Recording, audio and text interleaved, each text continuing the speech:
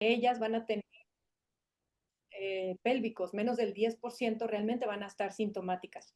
Entonces, no todas las pacientes que tienen estas varices atípicas son candidatas a un tratamiento más invasivo. Realmente en la consulta, pues a veces podemos verlas como en la imagen de la foto, vienen para tratarse sus varices en extremidades inferiores y pueden no tener síntomas pélvicos. Entonces, si no los tienen, realmente dentro de las guías de manejo está indicado no explorar como un ultrasonido dirigido para varices pélvicas, porque realmente no hay necesidad de ofrecerles un tratamiento agresivo. Sin embargo, en casos de que sí estén sintomáticas, pues se recomienda hacer un ultrasonido para detectar cómo están estos puntos de fuga, las varices a nivel pélvico, las mediciones, si tenemos o no datos de reflujo con los valsalvas, etcétera. Y en estos casos, pues el tratamiento está indicado de acuerdo a la sintomatología. Y, por ejemplo, a nivel quirúrgico, pues bueno, tradicionalmente estas pacientes eran sometidas a histerectomía, salpingectomía o oforectomía y muchas veces la ligadura abierta de la vena ovárica o de la arteria de la vena uterina. Entonces es interesante, pero por ejemplo, esta es una imagen de la paroscopía de una paciente posquirúrgica de la colocación de coils que tenía muchos síntomas pélvicos y vemos pues prácticamente una imagen muy similar, cómo se ven los coils después de la colocación en una laparoscopía. Bueno, manera de realizarlo en estas pacientes sintomáticas, pues realmente es relativamente sencilla a nivel técnico, pues se debe de hacer una punción guiada con ultrasonido. Normalmente nosotros usamos la vena basílica y hacemos una punción dirigida. Entonces metemos con el set de micropunción una guía hidrofílica y con esa introducimos nuestro introductor. Intentamos empezar con 5 o 6 French, dependiendo de lo que vayamos a tratar y vamos a acercarnos a donde está el inicio de la vena renal izquierda para bajar y hacer una flebografía dirigida de la vena gonadal izquierda. Pedimos que la paciente haga un valsalva, entonces la mayoría de estos procedimientos los realizamos con anestesia local, si es posible un poco de sedación, si la paciente está como inquieta, y buscamos primero, bueno, la vena ilíaca izquierda, que ya mencionaba que por frecuencia muchas veces es la más frecuentemente afectada, y procedemos a buscar la gonadal derecha y el plexo pélvico. Dentro del plexo pélvico trataremos de buscar las fugas, muchas veces habiendo hablado con la paciente dentro de la clínica, a ver cuáles son las zonas de mayor sintomatología o si había alguna imagen de fuga aparente para tratar de ubicar dónde están esas fugas. Entonces buscamos los cuatro puntos de fuga, lo que son las dos venas gonadales, tanto izquierda y derecha, y las venas ilíacas. Y dentro del plexo pélvico, pues a nivel de las venas hipogástricas, de las ilíacas internas, vamos a tratar de buscar dónde se encuentran estas fugas. Esa imagen se ve muy borrosa. Pero bueno, este es un protocolo de flebografía del grupo del doctor Gural, que tiene bastante experiencia en el tema y pues en estos prácticamente muestra cuál es su protocolo de estudio en el que hacen mediciones de presiones y hacen flebografías diagnósticas a diferentes niveles. Entonces vemos prácticamente similar por los 4 ejes y van a buscar diferencia de presiones en zonas en las que existe la sospecha de compresión. Entonces realmente estos puntos de fuga nos van a orientar mucho en la clínica a valorar y ver dónde podemos nosotros buscar estas fugas indirectas. Entonces, dependiendo de dónde estén las manifestaciones en la paciente, pues va a ser como tendremos que hacerlo es habituarse a esta visión tridimensional dentro de la pelvis para tratar de buscar estas zonas de fuga distal. Entonces, muchas veces, bueno, el tratamiento que se busca es un tratamiento tanto intrapélvico como extrapélvico para lograr cerrar estas fugas con reflujo venoso distal. Es interesante, pero también algunos pacientes masculinos, aunque son poco frecuentes en la especialidad, si ya de por sí es poco frecuente que hagan referencia a las pacientes femeninas para el tratamiento de esto que le llamamos el varicocele femenino, pues con menor frecuencia recibimos referencia de los pacientes masculinos. Sin embargo, en estos casos, pues lo que hemos visto en la práctica es que es mucho más sencillo el tratamiento, ya que tenemos la vena gonadal izquierda, pues generalmente es la que tiene mayor frecuencia en enfermedad en estos pacientes, y es un camino directo prácticamente a la región testicular. En ocasiones, las pacientes femeninas usamos la combinación de técnicas de embolización con esclerosantes y coils. Sin embargo, en el paciente masculino realmente no se recomienda la utilización de esclerosante, ya que pueden tener epididimitis secundaria pues, a la irritación de la pared venosa. Pero en la mujer, con estas ramas dilatadas, muchas veces puntos de fuga distales, pues pueden tener buena opción de embolización. Y tenemos algunos agentes de embolización que nos pueden ayudar para el cierre de estas fugas. Hay tanto materiales asociados pues a los coils o los plugs en situaciones en las que las venas sean muy dilatadas. Hay que recordar que los coils deben tener una sobredimensión de un 30 a un 50% con el vaso donde se van a colocar en el diámetro que debe tener el coil para disminuir la probabilidad de embolización que está dentro de las descripciones de las complicaciones de este tipo de manejos. Y hay quien utiliza también la asociación con pegamentos o otro tipo de agentes esclerosantes, Onyx y demás. Dentro de la práctica personal, realmente pues nosotros usamos coils y combinamos en ocasiones en la técnica de sándwich con esclerosantes como polidocanol. Y esto pues nos da un buen resultado. Aquí estamos viendo prácticamente uno de los coils que hay a nivel comercial. Este es de Medtronic, en el cual se hace una liberación pues se dice controlada porque prácticamente hasta que no se libera el coil, podemos nosotros regresar el coil en caso de que queramos, no estemos contentos con el resultado y podemos soltarlo hasta que se logra el resultado que estamos buscando. Hay algunas otras opciones disponibles en el mercado, por ejemplo, los coils de penumbra también ofrecen longitudes largas y nos permite también esta posibilidad de hacer una retracción del coil en caso de que no estemos contentos con la manera que se liberan. O, por ejemplo, los de Boston Scientific también, en los que tienen un mecanismo de que se desinserta de una especie de gancho que tiene y al momento sí de que sale el gancho del catéter es cuando se va a soltar el coil. Mientras no soltemos el gancho, pues ese coil sigue agarrado. Y hay un nuevo coil también de Boston, en el cual también ya tienen un sistema de liberación controlada, en el que no es necesario que salga del catéter para tener la liberación y podemos nosotros controlar el momento en que queremos liberarlo. Muchos de estos coils tienen mecanismos trombogénicos, como vemos en la imagen de la derecha, en la cual fomentan pues este sellado del vaso afectado para que logremos una mejor oclusión. Y bueno, está descrita la utilización de polidocanol, en las que se recomienda pues hacer inicialmente una inyección con esclerosante y valorar qué cantidad de esclerosante utilizamos para pintar hasta donde quisimos pintar en esas varices y entonces considerar esa misma cantidad de esclerosante para utilizarlo de contraste, para utilizarlo con el polidocanol. Y podemos hacer una dilución de polidocanol con contraste para llegar a esa misma cantidad y nosotros saber qué cantidad debemos inyectar en la paciente para llegar a pintar esa cantidad de varices que vimos en la flebografía inicial. Y normalmente pues se recomiendan concentraciones de 1.5% en la técnica de Tessari con espuma, en la cual pues se puede mejorar de acuerdo a algunos autores con la utilización de CO2, en el que pues hay menos cantidad de fenómenos embólicos, pues ya que tiene mejor reabsorción por los capilares. Sin embargo, sí se puede utilizar el O2. Hay algunos dispositivos que han salido en el mercado de microespuma, en el cual, por ejemplo, esta marca se llama Varixio, es española, y fomenta la formación de espuma de la misma manera, similar al Tessari, pero al hacerlo la máquina saca más pequeñas burbujas, entonces esto logra pues una mayor adherencia a las paredes del vaso y pues un resultado mejor en las zonas donde se inyecta. Eh, También hay, de acuerdo a otros autores, pues la probabilidad de hacer combinaciones con cantidades de esclerosante a diferentes concentraciones y sin embargo, pues sí recomiendan esta utilización combinada en sándwich, en técnica en sándwich, ya que reduce la capacidad de que tengamos recurrencias. Algunos de los autores utilizan balones, por ejemplo, el que está en la imagen es un balón oclusor, en el cual pues permite hacer el disparo del esclerosante sin tener el reflujo y permitir más tiempo de contacto del mismo en las paredes del vaso.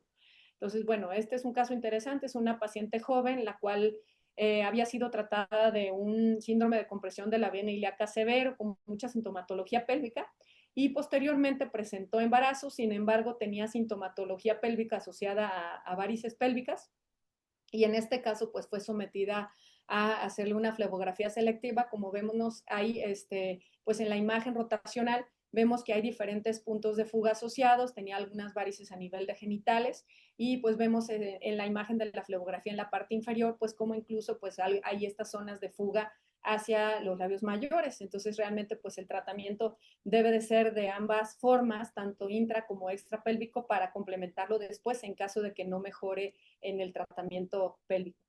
Y bueno, en las técnicas estas que mencionaba, pues están estas combinaciones. Se recomienda que máximo se deben de utilizar 10 mililitros. De acuerdo a algunos autores, incluso recomiendan hasta menores cantidades.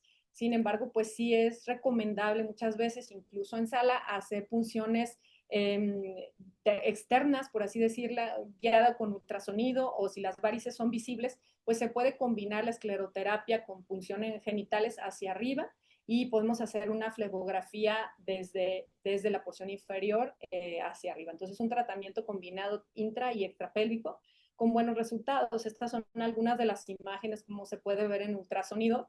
Las varices a veces son bastante grandes y pues podemos hacer una punción dirigida y la inyección del esclerosante en las zonas distales. Y bueno, las personas que utilizan cianoacrilato, no es mi caso en general, pero bueno, pues esto también puede ser una alternativa. Muchos radiólogos lo utilizan con buen éxito técnico. Sin embargo, pues sí es un esclerosante que creo, bueno, un método embólico que hay que saber utilizar.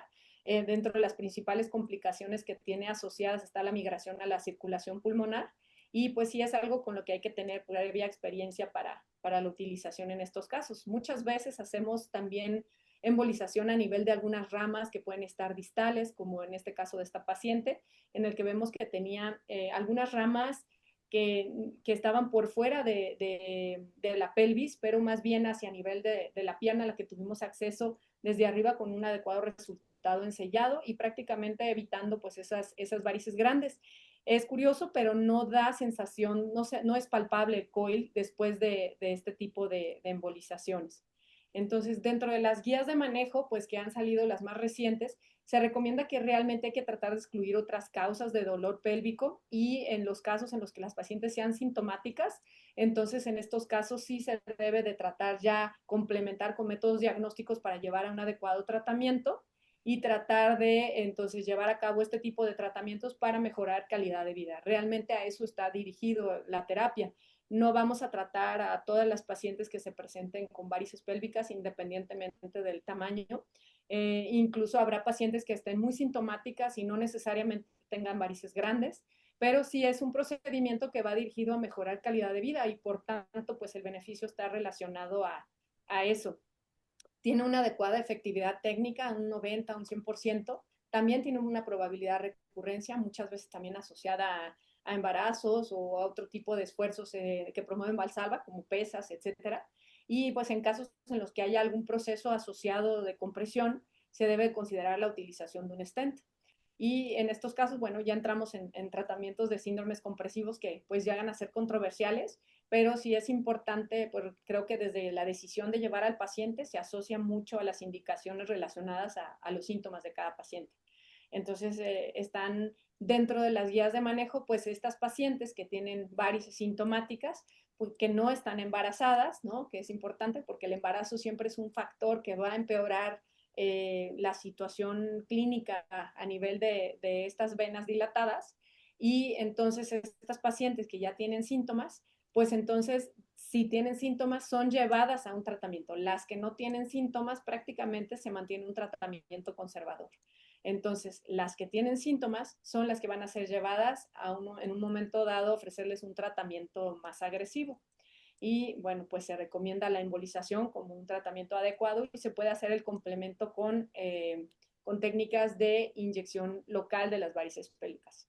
Traté de no extenderme tanto para mantenernos en los horarios y que puedan liberarse para el fútbol, ¿no?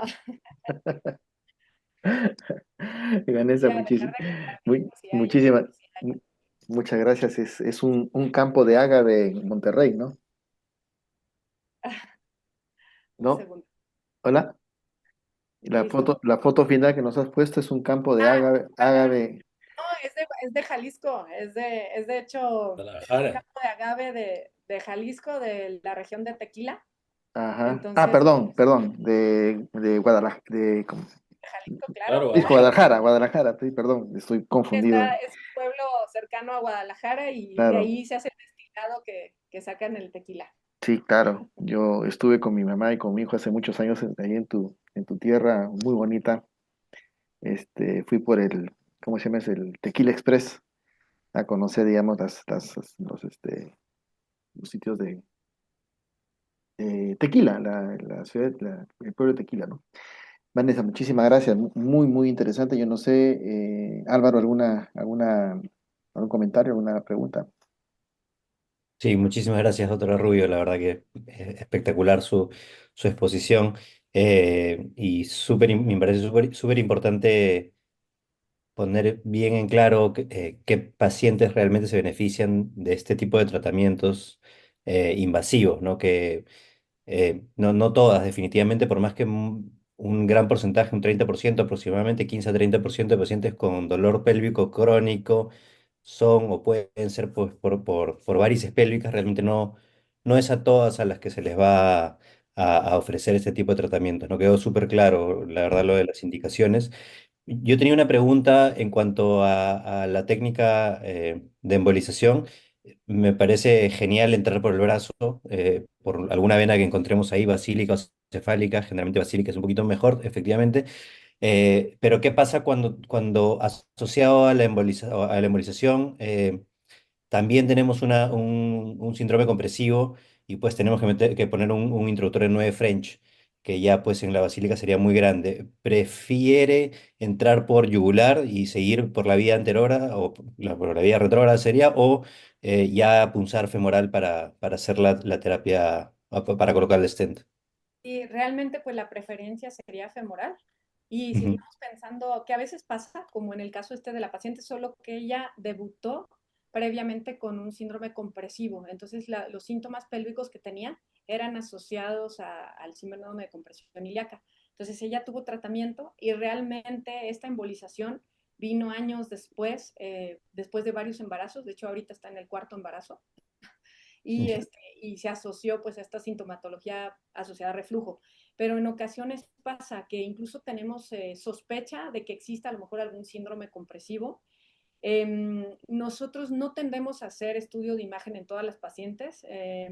Generalmente nuestro estudio de imagen preoperatorio suele ser el ultrasonido Doppler y hay algunos radiólogos que manejan mucho mejor esto de hacer pues un diagnóstico a nivel de la vena ilíaca mucho mejor que otros. Entonces realmente ya ujú, detectamos quién nos puede apoyar un poco más con ese tipo de estudios y generalmente en caso de que haya alguna sospecha de un síndrome compresivo, pues intentamos hacer, o sea, ya entramos un poco con una sospecha grande para hacer una punción femoral.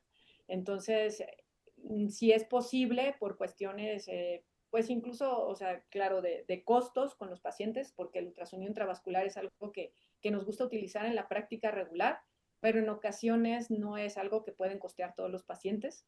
claro. Entonces, intentamos usar el ultrasonido intravascular y pues hacemos una punción femoral. Y en estos casos, pues el avance del ultrasonido también conlleva un French grande, ¿no? Y pues necesitamos valorar si existe o no existe una compresión y en esos casos de duda, pues la punción suele ser femoral y generalmente tratamos de ver esta situación primero. En casos en los que realmente no estamos seguros, pues hacemos una punción braquial, ya sea por basílica, entramos y pues hacemos una flebografía y si hay alguna sospecha, en ocasiones incluso hacemos un doble acceso, pues por femoral y por el brazo. Pero lo más usual es que tratemos de empezar antes desde ahí si ya existe una sospecha importante de un síndrome compresivo. De acuerdo. Sí, pues efectivamente el IBUS es lo que se debería usar, pero lamentablemente en nuestros países es un poquito difícil por el costo, ¿no? Y bueno, tenemos que ver la forma de hacer el diagnóstico con medición de presiones, con inflar un balón y ver si es que efectivamente hace alguna cintura, que no es lo ideal, ¿no? Pero lamentablemente hay que ver la manera de abaratar un poco costos para que el tratamiento sí sea accesible para un mayor número de pacientes. Y Y yo, sobre todo, bueno, sí, es interesante, el ultrasonido intravascular realmente a nosotros nos ha ayudado mucho en casos en los que pensábamos que pues era una compresión ilíaca. A veces la compresión está a nivel de la cava, en la Sí, confluencia, claro. y realmente pues sin el ultrasonido intravascular a veces es difícil encontrar realmente hasta dónde puede llegar esa compresión. Entonces sí es una herramienta pues muy importante para Mm. que muchas veces estos estén sigan permeables. Pero bueno, vamos haciendo alternativas ahí muchas veces para ver qué más podemos usar. Y Vanessa, quería hacerte un comentario también. Bueno, ¿qué te parece? Y una opinión acerca de lo que más o menos la forma como yo manejo, bueno, manejamos este problema. Definitivamente, pues, el tema del dolor pélvico crónico es un tema muy interesante y como tú lo has mencionado, una de sus causas importantes es justamente la patología venosa asociada. Pero lamentablemente nuestros colegas ginecólogos no lo piensan mucho o no lo conocen de una manera muy clara. Por lo que, por lo menos aquí en nuestro país, digamos, la cantidad de pacientes que consultan, o sea, de hecho, el síntoma existe y es muy limitante en muchas mujeres, pero digamos, la referencia hacia los cirujanos vasculares para el manejo de este problema es muy pobre. Y bueno, dentro de los este, algoritmos de repente diagnósticos que tienen los ginecólogos es obviamente hacer estudios también ecográficos, una ecografía transvaginal, donde por ejemplo ahí detectan lo que son las varices pélvicas. Y bueno, recién ahí algunos, no todos, inclusive nos llaman para poder pedir opinión, ¿no? Esa es una primera pregunta, ¿no? Es cómo maneja más o menos este diagnóstico, esta patología, digamos, en conjunto con los ginecólogos, si existe, digamos, digamos, una concientización del problema, digamos, por parte de ellos, que ellos son los primeros que van a ser consultados sobre este tipo de molestias, ¿no? Y la segunda, justamente, eh, como tú lo has mencionado, dentro del diagnóstico diferencial de las causas que pueden provocar, digamos, el dolor pélvico crónico es estas tres patologías que también se ha mencionado, las varices ováricas o periováricas, los síndromes compresivos tanto a nivel de ilíaca como de la pinza ortomesentérica, ¿no? La vena renal. ¿No considerarías, por ejemplo, que dentro del protocolo de diagnóstico en nuestros pacientes, aparte de los métodos no invasivos, como es la ecografía, tanto, eh, digamos, convencional y miembros inferiores o la vaginal, utilizar una tomografía para hacer una diferenciación, digamos, de estos síndromes compresivos arteriales? Eh, y luego pasar ahí, digamos, si es que, digamos, ya no descartamos esas dos posibilidades, hacer la flebografía por vía braquial, que, digamos, es el acceso fabuloso para poder, digamos, mucho menos invasivo para hacer tanto el diagnóstico como el tratamiento de varices pélvicas primarias, ¿no? Quería saber tu comentario a estas dos ideas. Sí, bueno, de la primera con respecto a la referencia de los ginecólogos, tenemos mucho problema, incluso, bueno, hay alguna paciente que ha sido pues esposa de ginecólogo y bueno, a pesar de eso tampoco ha sido como un mar de referencias, ¿no?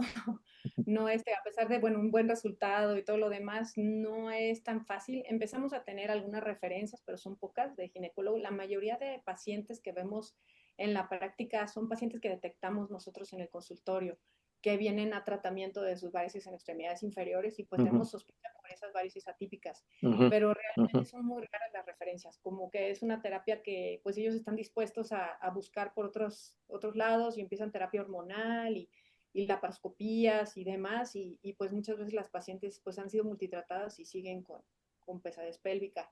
Es un tema que culturalmente creo que es complejo porque también las pacientes difícilmente empiezan a hablar como espontáneamente de su vida sexual o los problemas postcoitales y todo esto.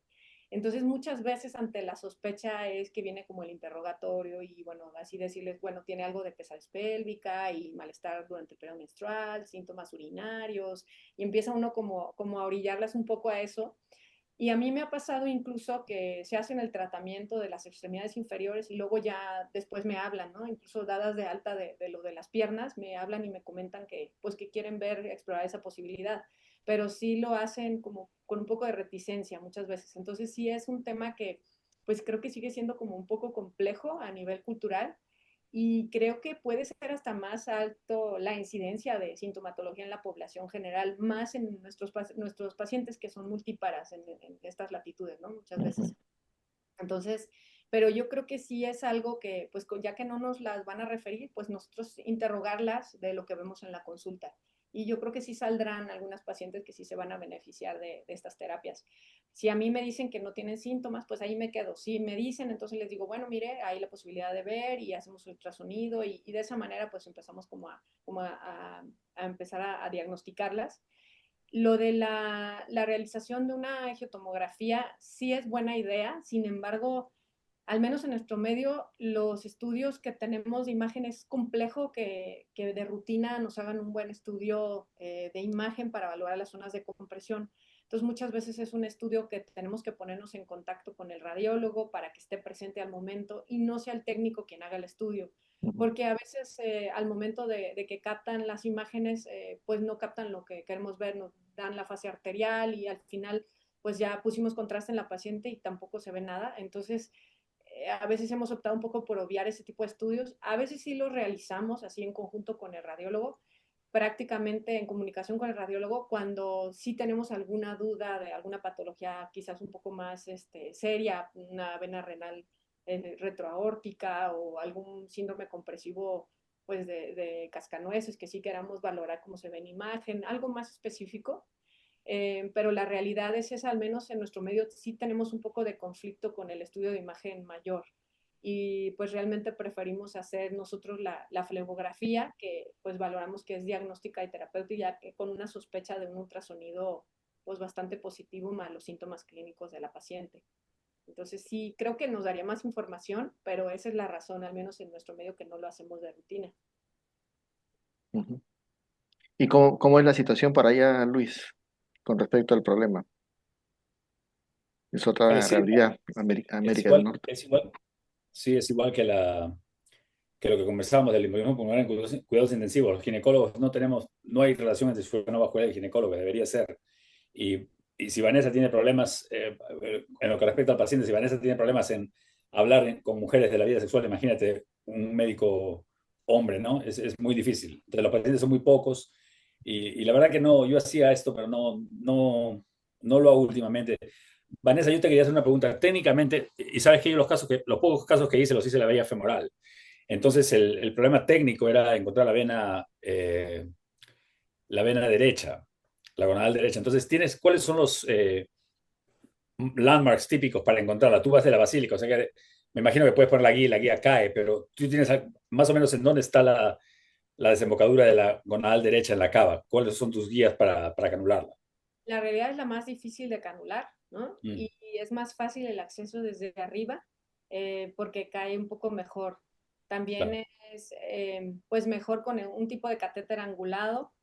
Por ejemplo, en vez de, normalmente nosotros usamos hidrofílico para entrar como el JB2, así que, o un vertebral para entrar a la vena Ujú, renal. ujú. En estos casos usamos algo un poco más rígido, puede ser como un JR o así para entrar a la gonadal derecha. Los puntos que nosotros tomamos de referencia es la vena renal derecha, está por debajo de la vena renal, en ocasiones sale de la vena renal derecha también, pero está como más anterior. Entonces, generalmente tratamos de dirigir el catéter un poco como anterior y pues hacemos disparos con valsalvas, en ocasiones incluso lateral, o sea, con vista lateral o un poco más oblicua de la paciente. Y en esos casos pues tratamos de ver hacia dónde está. Y a veces haciendo la flebografía de la gonadal izquierda podemos ver por reflujo cómo pinta la gonadal derecha, pues a veces eso también ayuda a ubicarla. Pero en general sí es la más compleja de ubicar y pues esas son como los tips que le daría para el acceso. Es más fácil desde arriba. Me hace sentir un poquito mejor, porque sí, y de abajo me toma mucho tiempo. La izquierda es muy fácil, ¿no? La derecha es bastante difícil. Y el otro punto de controversia, Vanessa, no sé qué hacen, y Fernando, te voy a mandar la pregunta de regreso también. ¿Qué hacen ustedes con el síndrome de Cajanueces de la vena renal izquierda? ¿El tratamiento es abierto con transposición de la vena renal o están tratando stents? ¿Qué es lo que, porque yo en Brasil, por ejemplo, el doctor Igor Cincos hace muchísimos stents de la vena renal izquierda. Y creo que la experiencia inicial fue desastrosa. Los stents se movían, pero ahora está mejorando bastante. Inclusive he escuchado muchísimas variaciones de la técnica, porque la migración de los stents de la vena renal hacia arriba es un problema.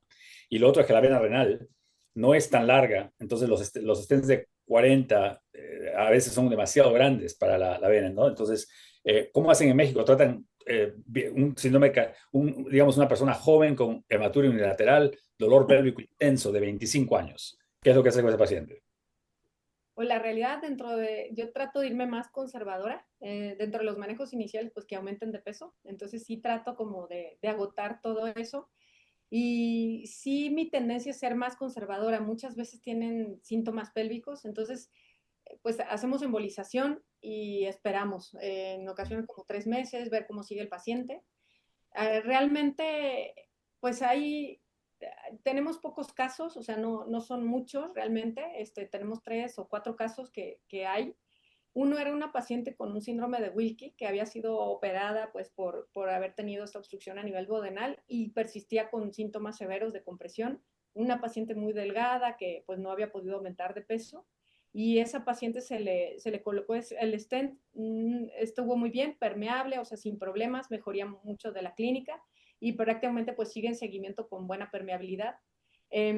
Otra paciente tenía síntomas, mejoró de los síntomas, no ha tenido pues ninguna migración del stent. No fue un caso quizás tan severo como esta paciente, pero sí hubo mejoría de la hematuria. Y una tercera paciente que creo que es quizás como de otro caso muy interesante, que es una chica que tenía un doble síndrome compresivo a nivel de la vena ilíaca y a nivel de la vena renal izquierda. Entonces tenía muchos síntomas pélvicos, dolor en muslos, y ella se le hizo el tratamiento inicial pues de la vena ilíaca izquierda, se corroboró con IBUS y había una compresión significativa.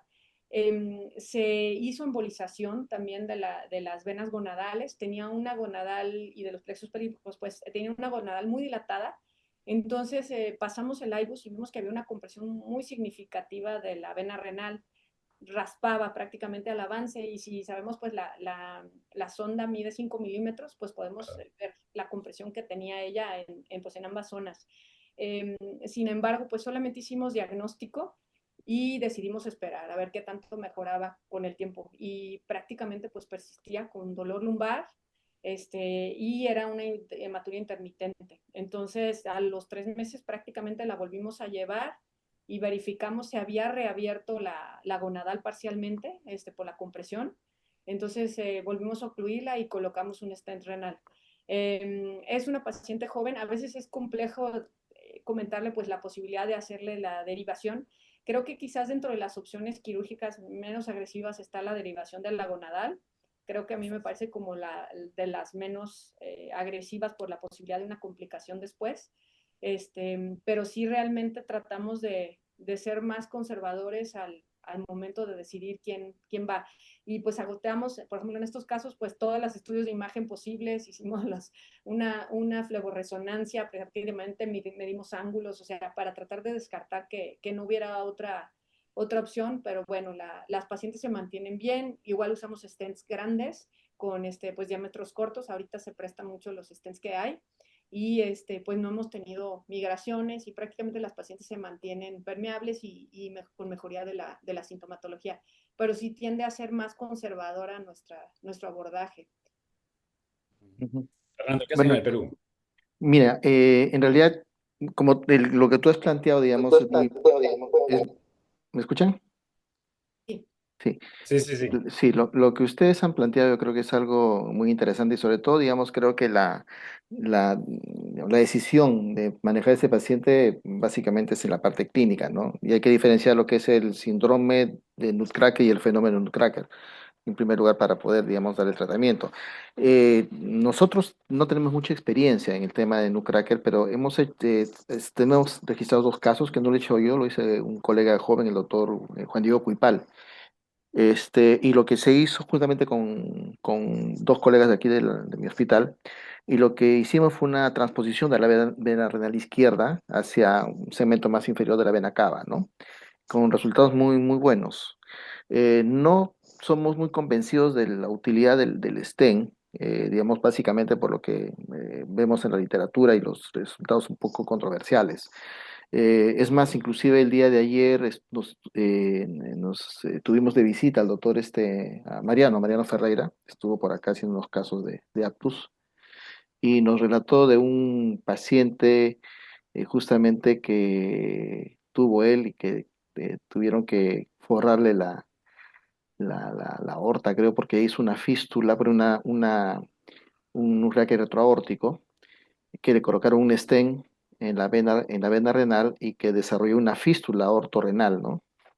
Tremenda, Mm. ¿no? Como una complicación muy, muy severa, ¿no? Y lo que finalmente tuvieron que colocar es ponerle una prótesis en la aorta, ¿no? Una prótesis recubierta.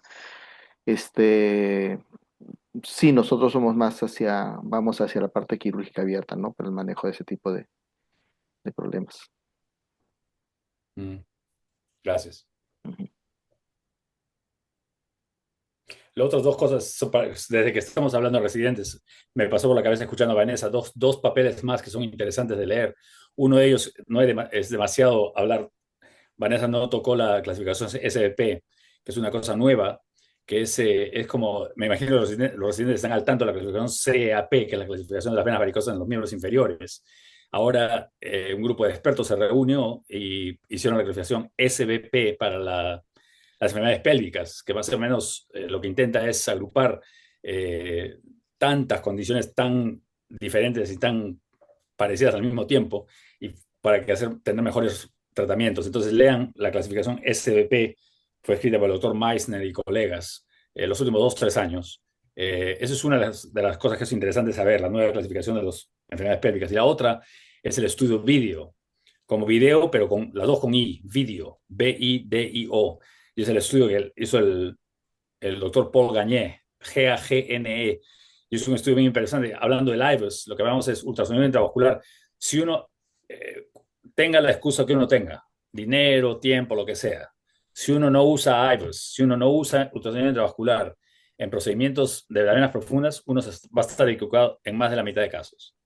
O sea, en 60% de la decisión del médico sin IVUS no es la correcta. Y este estudio de vídeo fue una randomización a tomar decisiones en el tratamiento basado en venografía o basado en venografía y IVUS. Cuando usabas venografía y IVUS, se dieron cuenta que las decisiones que se tomaron solamente con venografía estaban equivocadas en 58-60%. Es una locura. Y lo que quiero decir es que el paciente realmente necesitaba 2 stents, le ponían 1. El paciente que necesitaba solamente 2 stents, le ponían 3. El paciente que necesitaba stent, no le ponían stent. Y al que no necesitaba stent, le ponían stent. Entonces, ese fue el primer estudio que fue con objetivo el beneficio de usar IVUS en las intervenciones venosas profundas. El estudio del doctor Paul Gagné Video Trial. Eso es todo. Mm. Aprovechando un poquito que todavía estás por acá, si hay una pregunta que fue planteada en la sesión anterior y quiero aprovechar. Si es que el uso de estos dispositivos de aspiración también podrían ser útiles en caso de venas trombosadas, pero en fístulas arteriovenosas. Sí, sí, claro. Bueno, por ejemplo, el aparato que les conté, el cleaner, me parece que lo están usando en fístulas arteriovenosas. El Trerotola, que no lo toqué, pero el Trerotola era también una guía sinusoidal que uno lo metía dentro del PTF y lo sacaba los coágulos. Yo la verdad yo tengo una práctica muy, gracias a Dios, muy selectiva. Entonces por mucho tiempo no hacía venas superficiales ni fístulas, pero estoy al tanto de que hay sistemas de trombectomía percutánea que se utilizan en sistemas de fístula. Ahora, mira, la fístula es un tubo cortito. Entonces, lo más fácil es hacer un corte con el bisturí, poner un forward y sacarlo, que es muy difícil eh, diseñar un aparato endovascular que te haga el trabajo más rápido que lo que uno puede hacer ¿no? Cortando la fístula y sacando el coágulo. Lo de la pierna es más difícil. La pierna hacer la cirugía abierta es mucho más complicada. Entonces, la fístula, la verdad que nunca por ejemplo, a la gente que preguntó de hacer la fístula, me imagino que ustedes hacen accesos renales. Hay ese sistema percutáneo, que uno pone 2 catéteres, una arteria en la vena y por electromagnetismo hace la anastomosis. Pero si la anastomosis o la cirugía abierta toma media hora, no tiene sentido para mí el costo ni la complejidad. Están haciendo un procedimiento que es bastante sencillo, mucho más caro y complicado. A mí me parece que es lo mismo en la fístula. Para mí una fístula trombosada es facilísimo, ¿no? Uno lo corta, saca el coágulo, dispara el contraste y hace angioplastía. Eso demora 20 minutos. Entonces, usar estos aparatos para un procedimiento tan sencillo, a mí personalmente no me parece tan útil. Por ejemplo, hay compañías que están sacando sistemas de cierre de venas, o sea, sistemas de cierres así como el Star Close para las arterias, pero en las venas. Nunca me ha tocado que un sistema de 14 French me ha sangrado. Uno pone presión por 20 minutos y se acabó, ¿no? ¿Para qué crear? Yo creo que a veces pecamos de hacer las cosas simples muy complicadas. Entonces, Pero en fin, yo estoy hablando como viejo, que así me decía mi papá también, que el bisturí lo resuelve todo. Es increíble la edad, ahora uno habla como ellos, ¿no? Yo El bisturí es tengo más fácil. experiencia en fístula, sí me ha tocado utilizar el angiojet y también ecos. Y bueno, con Ujú. buenos resultados en general, funcionan bien. ¿Pero Pero no te sí, parece que te tomó más tiempo, Vanessa, que abrir y sacarlo? sí, prácticamente pues más complejo pues para Más navegar caro. y más caro también. Pero bueno, sí funciona bien. Muy bien, muchísimas gracias, Álvaro. ¿Alguna, como ya para terminar ya la reunión? No, agradecer a los tres por sus comentarios, por los tips, que siempre son enriquecedores para todos, realmente, en especial para los residentes, para los cirujanos jóvenes que también estamos aquí en esta discusión. Brillantes exposiciones y gracias nuevamente. De igual forma, muchísimas gracias, Vanessa, muchísimas gracias, Lucho. Un placer siempre tenerlos por acá y escuchar y compartir sus experiencias y sus conocimientos. Siempre, digamos, los comprometo de repente para el próximo año nuevamente, Dios mediante, acompañarnos en una nueva jornada de cursos que organizamos para nuestros médicos residentes y quiero agradecerles muy infinitamente por su disponibilidad, por su presencia, por todo lo que ustedes nos han dado en esta noche. Muchas gracias, Álvaro, por tu compañía. Gracias a todos los colegas que están aquí presentes y que se han conectado. Lucho van 0-0, terminó el primer tiempo. Sí, estoy siguiéndolo. Bueno, y bueno, muchas gracias, muy buenas noches, que tengan un bonito fin de semana. El día lunes vamos a tener una sesión extraordinaria que quedó pendiente de Ignacio Escoto, 8:30 de la noche, ya les estoy pasando el link más tarde el día de mañana. Y la próxima semana además tenemos la sesión del día jueves, lo que normalmente está programado, ¿ya? Buen fin de Fernando, semana. mándale un mensaje a Nacho, dile que su Cruz Azul está peor que Peor que cualquier la, equipo peor que del la mundo. Alianza, peor que la Alianza. No, peor, no, no es peor que Alianza, peor. Garza. Es que No. nunca llegan a la final. Ah, ya. Está un desastre. Ah, bueno. No, disculpen a los íntimos por el comentario. Bueno, vamos a ver qué pasa. El fútbol. Dice que en una reunión de amigos nunca se debe hablar ni de fútbol ni de política, ¿no? Muy bien. Hasta luego. Ni religión. Ni religión. Hasta luego. Muchas gracias por su presencia. Hasta luego. Gracias. Hasta Chao, luego, buenas noches. Vanessa. Saludos a su Hasta señora. luego. Gracias. Gracias. Hasta luego. Gracias, Álvaro. Gracias. Gracias.